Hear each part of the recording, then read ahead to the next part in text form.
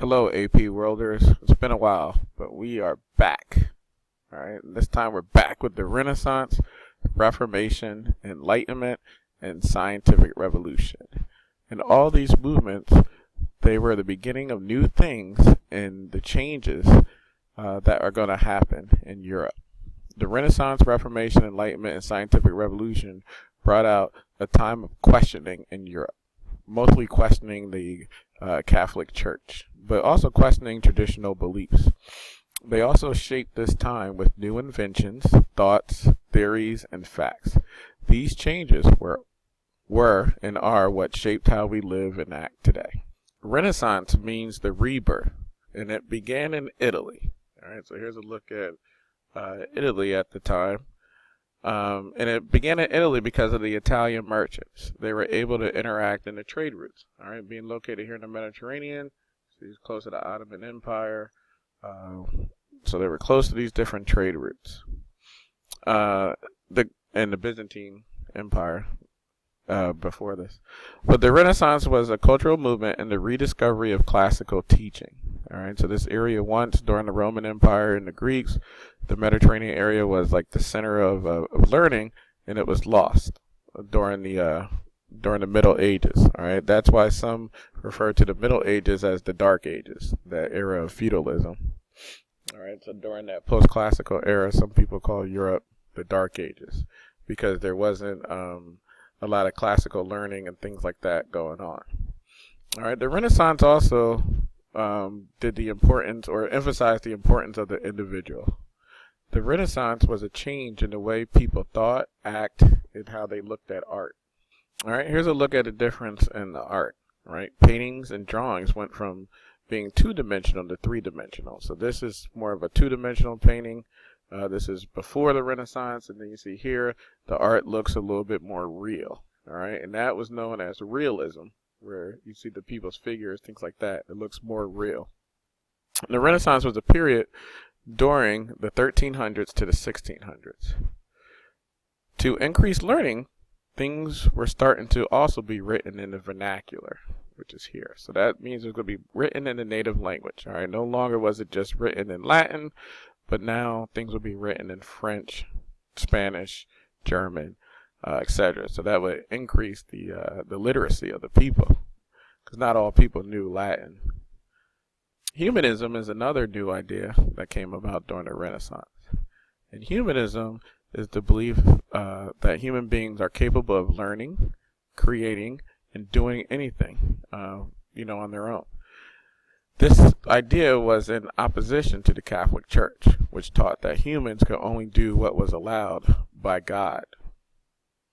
So the Catholic Church had a lot of problems with a lot of these Renaissance movements. Two leaders here of the Renaissance era. The first is Machiavelli here, and this was his most famous work, his writing, The Prince. And it was about how to be an effective ruler. And he said that rulers should think about the end more than morals. So sometimes a ruler might have to do something that's morally wrong for the good of everybody else. And he believed that the ends justified the means. So if at the end, the country was safe or the people were safe or whatever, your kingdom was safe, that it was okay if you had to lie, cheat, or steal in order to make sure the whole good of the people was enabled. All right, and then the other person here, Leonardo da Vinci, he is also the kind of model of the Renaissance. All right, he was like what's called a Renaissance man. A Renaissance man is a man who is good at everything. All right, so they might know a little bit about sports, about art, philosophy, etc. And that was Leonardo da Vinci. He knew a little bit about everything at the time. Our next movement is the Protestant Reformation. All right, and here you can see Martin Luther. He was kind of the leader of this. All right, Martin Luther is going to write what's called the 95 Theses, and that's what pointed out the problems of the Catholic Church. Martin Luther is going to break away and start his own church, which is called the Lutheran Church. The Catholic Church was against the teachings of the Renaissance. They felt it emphasized man rather than God. People began to question the Catholic Church and some of its practices, claiming that there was corruption. and they wanted reform. One of the main corrupt problems that people saw with the Catholic Church was they were selling these indulgences. And what it was you could pay the church to have your sins forgiven. Kind of like what we saw before with the Crusades, where people were promised, their sins would be forgiven if they would go fight in the Crusades. All right, but what really helped the Reformation to grow was the creation here of the printing press, which was created by Johannes Gutenberg. All right, that's printing press. And the printing press allowed more books to be prepared faster, right? So, for instance, the Bible now being written in the vernacular could be printed in the printing press, and now people could actually read the Bible for themselves. All right, before this, the Bible was in Latin, and they had to listen to their priest, and the priest could kind of, tell them the book said kind of whatever they wanted to help themselves out. So people began to break away from the Catholic Church. The first to break away was King Henry VIII, seen here, and he wanted a male heir, all right, a son, to take over the throne after he died. And he believed it was his wife's fault that he didn't have one. So he wanted to divorce her, but the Catholic Church would not let him get a divorce. So he broke away. He broke all of England away and started his own church, the Anglican Church, which is here, or the Church of England. He would then go on to marry 6 more wives. And his daughter, Mary, from his first wife, would become queen after he died. And she would reunite England with the Catholic Church. And she burned almost 300 Protestants. But eventually, Elizabeth I, the daughter of his second wife, would take over England, and they would go through an era of great growth. But Elizabeth would break England away from the Catholic Church again. John Calvin is another person who would start his own church. He started Calvinism, and then, but he believed in predestination under Calvinists. And then the Catholic Church would also try to respond and fix things. They would give penalties to corrupt priests, and they would try to renew the Inquisition, I'm sorry, I keep saying it wrong, but a group that tortured those accused of not being Catholics. And the Jesuits would be a new group, a new form of Catholics that would go around and try to spread Catholicism. Next, we have the scientific revolution, and that was big because it changed the way Europeans looked at the world. You would make conclusions based on experimentation and observation. All right, it wasn't just based off of the church anymore. Copernicus, he would create the heliocentric idea of the universe. Heliocentric. And that was the idea that the sun was at the center of the universe and the planets revolved around it. It wasn't received well. It went against the church and all previous learning. But later scientists such as Kepler and later Galileo would prove Copernicus's theory correct. Galileo would also provide more evidence when he built the first telescope. But upon Galileo was faced actually with death because of his teachings, and he was actually put under house arrest, so he would take back everything that he knew was true just to save his own life. But even bigger in the scientific revolution was the scientific method was created.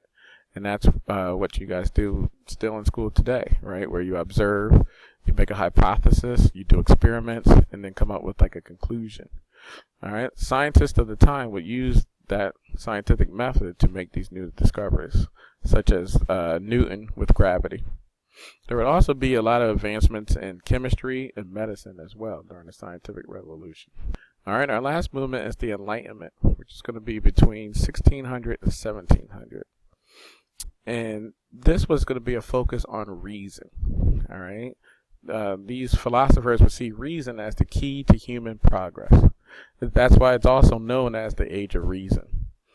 And many of these philosophers would meet in these saloons and coffee houses to discuss these ideas. So kind of like what you read during the 6 classes reading. But Enlightenment philosophers wanted to use the ideas of reason for problems in government and society. Many of our own ideas about government today, such as the Declaration of Independence, the Constitution, came directly from the Enlightenment. Right? Many of the founding fathers studied the ideas of the Enlightenment thinkers during the Revolution time to create these documents. The belief is that individuals can think for themselves. and individual rights, and people have a say in government. But this went against the absolute monarchs and divine right of rulers that ruled at the time. All right, here's a look at some terms you should know. All right, divine right, absolute monarchy, etc. So instead of rulers or monarchs having complete power, absolute power, many push for them to have constitutional monarchy, kind of like what we saw with the Magna Carta in England, where they would have a form of government in which the king's power was limited by a set of basic laws or a constitution. All right, and taking a look at some of these philosophers of the Enlightenment era, you have John Locke, who came up with the idea of the social contract, which was agreement between people and the government. And then Montesquieu, he came up with the idea of separation of powers, kind of like how we have different branches in our government today.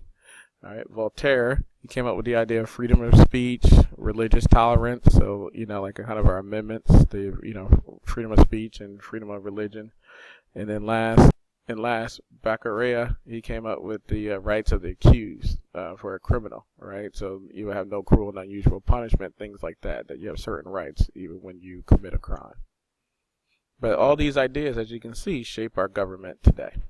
All right, so during this Enlightenment time, right, as we said, there was absolute monarchs. And I just want to give you a look at some of the absolute monarchs in Europe during this time. The first one here is King Louis XIV of France. All right, he was named king at the age of 4, and he believed that the monarch was the state. All right, so he says, "I am the state." King Louis XIV is probably the most popular of the absolute monarchs because he built this palace that's still today, this Palace of Versailles, and it's a huge palace in France. But it was to show his wealth and power, and just some statistics on it. It took about 25% of France's whole income to maintain it.